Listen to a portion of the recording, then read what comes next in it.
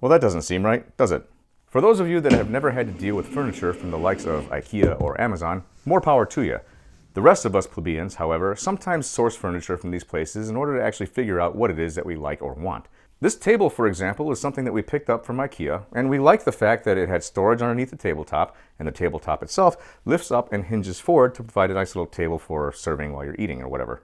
Now, I can already hear the arguments. You get what you pay for, and that's true. As you can see here, this tabletop is starting to cant forward, and today we're going to figure out why.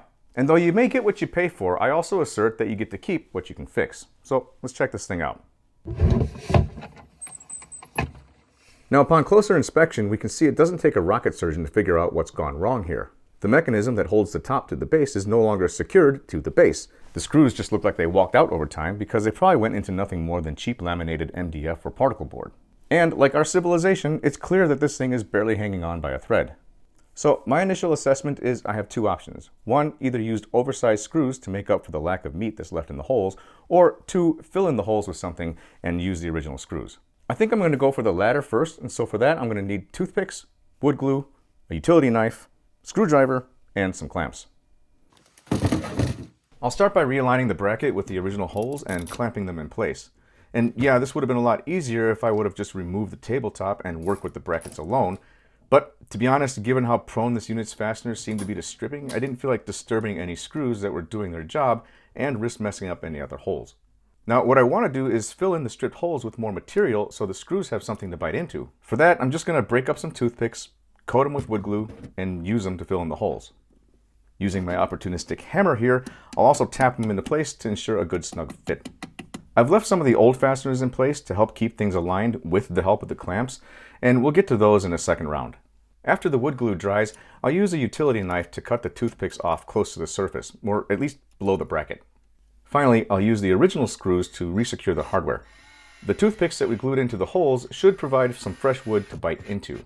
And as the screws are installed, they'll further expand our toothpick plugs, giving us a nice secure fastener. Now, don't go gorilla torquing these screws because they're still short screws and soft wood after all. So go by feel, use your best judgment, or you'll be doing this all over again. Once we've gone through and addressed all the holes, it's time to clean up our mess.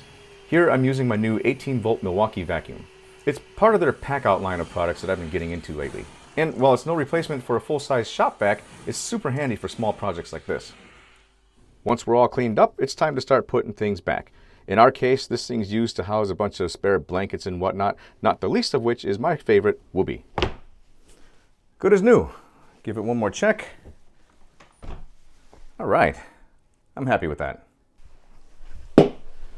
So the point of this video was really just to illustrate that inexpensive furniture, when it fails, can sometimes be fixed. I just showed you one of several ways that you can fix stripped out screw holes in otherwise weak wood. If you've addressed this problem before and have a different way of doing it, leave it in the comments. I'm sure others would love to hear it, and so would I. Anyway, thank you for watching as always, and until the next time, this is Tom the Dilettante saying keep on tinkering and keep on learning. Take care.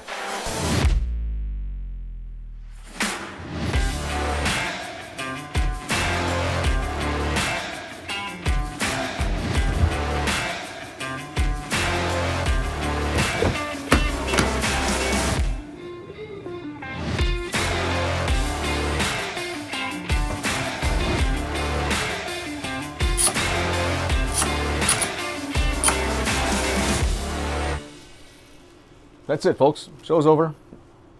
No outtakes today. Maybe next time.